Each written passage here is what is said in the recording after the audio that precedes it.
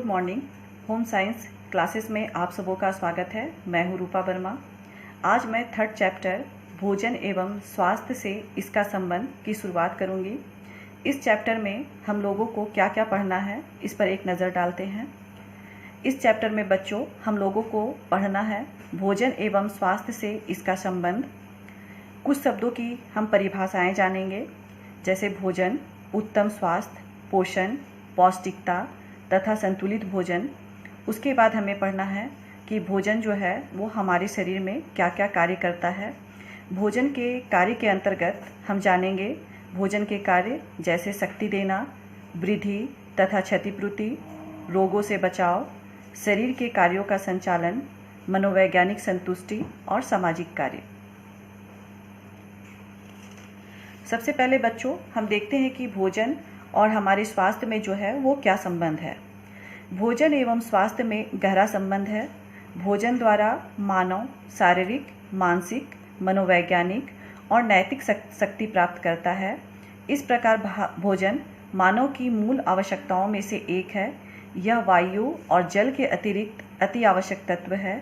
शरीर की कोशिकाओं तथा तंतुओं की टूट फूट की क्षतिपूर्ति करना, शरीर के तापमान को बनाए रखना, उसमें रोगाणुओं से लड़ने की शक्ति पैदा करना, रक्त प्रवाह और समस्त मानसिक एवं मांसपेशीय क्रियाओं के लिए शरीर में ताप, ऊर्जा व शक्ति प्रदान करना आदि भोजन पर ही निर्भर करता है।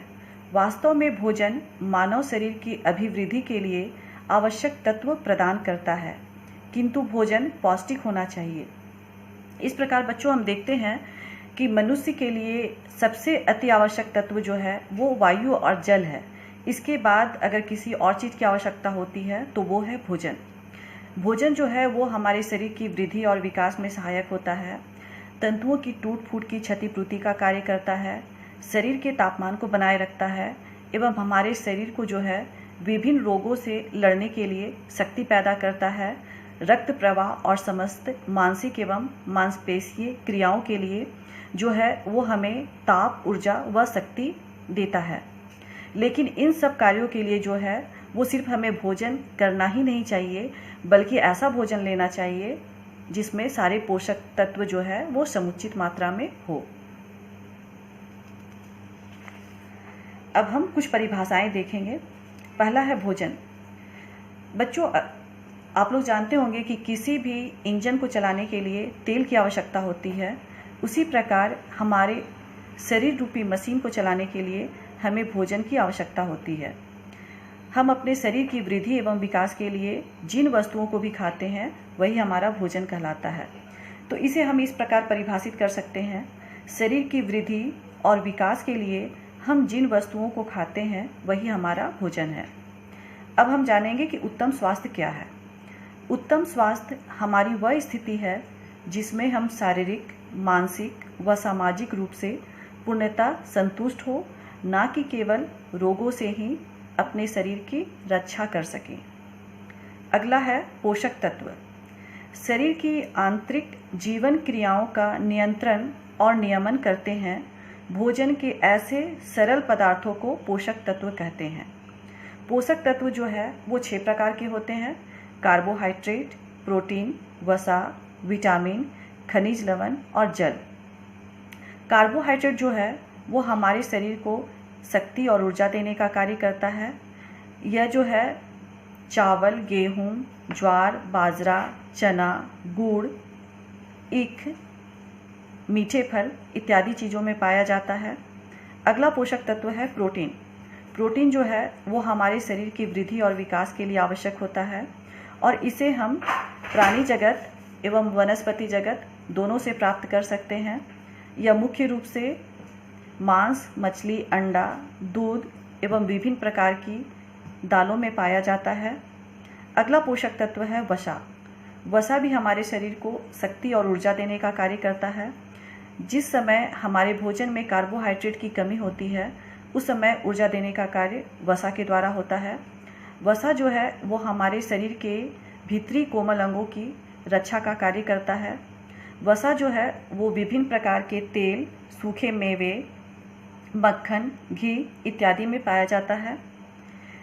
उसी प्रकार खनिज लवण और विटामिन जो होते हैं वो हमारे शरीर को शारीरिक क्रियाओं को गतिशील बनाए रखता है तथा रोगों से सुरक्षा प्रदान करता है। खनिज लवण और विटामिन जो है वो कई प्रकार के होते हैं। इसकी चर्चा हम अगले क्लास में करेंगे। अगला पोषक तत्व है जल।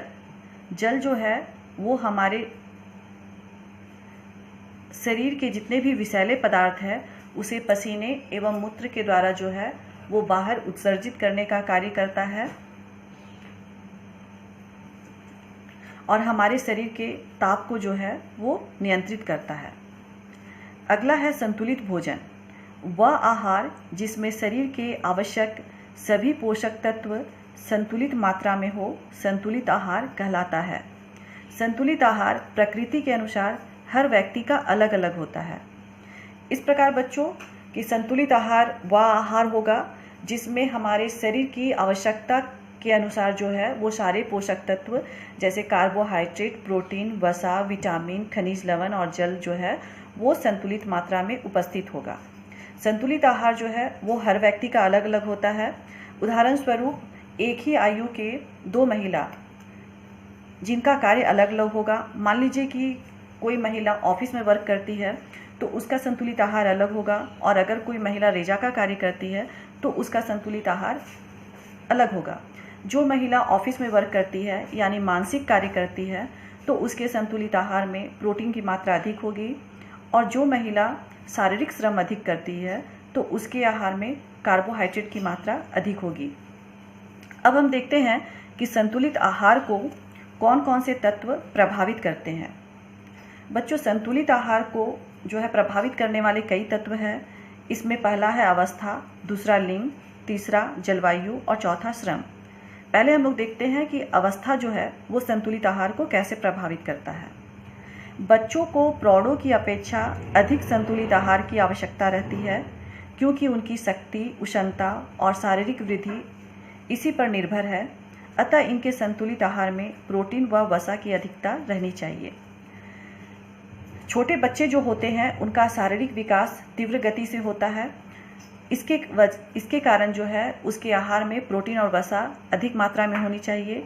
लेकिन एक आयु के बाद जो है वो शारीरिक वृद्धि स्थिर हो जाती है तो उस समय जो है वो भोजन में अधिक प्रोटीन की आवश्यकता नहीं होती है।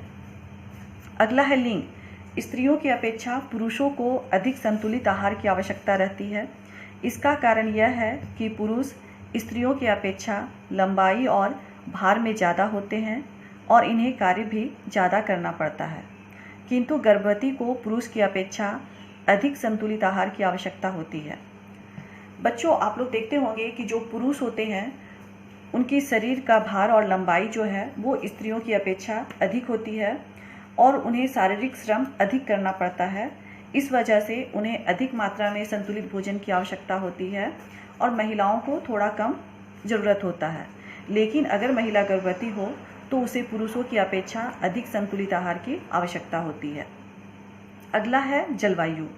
गर्म प्रदेश में रहने वाले को ठंडे प्रदेश में रहने वालों की अपेक्षा कम आहार की आवश्यकता होती है। बच्चों, आप लोग जैसा जानते होंगे कि भारत एक गर्म प्रदेश है, तो यहाँ के रहने वाले लोगों को ठंडे प्रदेशों की तुलना में कम आहार की आवश्यकता होती है। संतुलित आहार को प्रभावित करने वाला अगला तत्व है श्रम।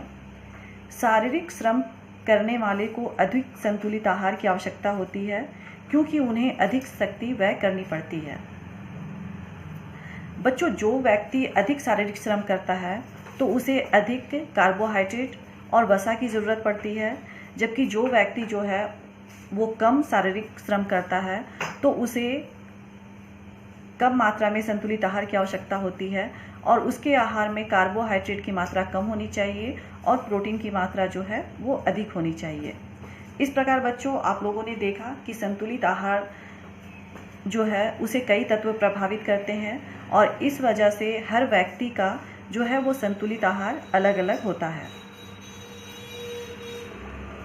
अब हम देखेंगे कि भोजन जो है वो हमारे शरीर में क्या क्या कार्य करता है। भोजन के कार्यों को निम्नलिखित 3 भागों में बांटा जा सकता है। पहला है शारीरिक कार्य, दूसरा मनोवैज्ञानिक कार्य और तीसरा सामाजिक कार्य। पहला है शारीरिक कार्य।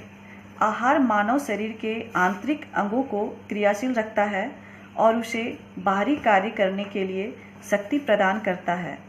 इन शारीरिक कार्यों को भी 3 श्रेणियों में बांटा जा सकता है। पहला ऊर्जा प्रदान करना, दूसरा नए तंतुओं का निर्माण करना और तीसरा रोगों से बचाव करके शरीर को सुचारू रूप से चलाना। बच्चों, भोजन के जो शारीरिक कार्य है उसे भी हम 3 भागों में बांट करके अध्ययन करेंगे। इसमें पहला ऊर्जा प्रदान करना है। तो ऊर्जा प्रदान करने का कार्य जो है वो कार्बोहाइड्रेट और वसा करता है। दूसरा है नए तंतुओं का निर्माण करना। तो हमारे शरीर में नए तंतुओं का निर्माण करने का कार्य जो है वो प्रोटीन करता है। प्रोटीन जो है वो हमारे शरीर में नए तंतुओं का निर्माण करता है और जो हमारे शरीर में तंतुओं की टूट फूट होती है उसकी मरम्मत का भी कार्य करता है। तीसरा है रोगों से बचाव करके शरीर को सुचारू रूप से चलाना। इस कार्य को जो है वो हमारे भोजन में पाए जाने वाले विभिन्न प्रकार के विटामिन एवं खनिज लवण करते हैं। तो हमारे भोजन में जो है वो सारे पोषक तत्व जो है वो समुचित मात्रा में होनी चाहिए, तभी हमारा शारीरिक विकास जो है वो सही तरीके से होता है। अगले क्लास में बच्चों मैं आप लोगों को भोजन के जो कार्य है उसे डिटेल से बताऊंगी और इस चैप्टर से कौन कौन से क्वेश्चन जो एग्ज़ाम में आते हैं उस पर भी हम एक नज़र डालेंगे। बच्चों, अभी तक मैंने जो भी चीज़ें आप लोगों को बताई, अगर यहाँ तक आप लोगों को किसी तरह से कोई भी परेशानी आए या कोई भी क्वेश्चन हो तो आप कमेंट बॉक्स में पूछ सकते हैं। और आपको लगता है कि मेरे द्वारा बनाए गए वीडियोस आपके होम साइंस सब्जेक्ट के अध्ययन में लाभकारी है तो इसके लिए आप मेरे चैनल को सब्सक्राइब करें, मेरे वीडियो को लाइक और शेयर ज़रूर करें और मेरे वीडियोस देखने के लिए आप सबों को धन्यवाद।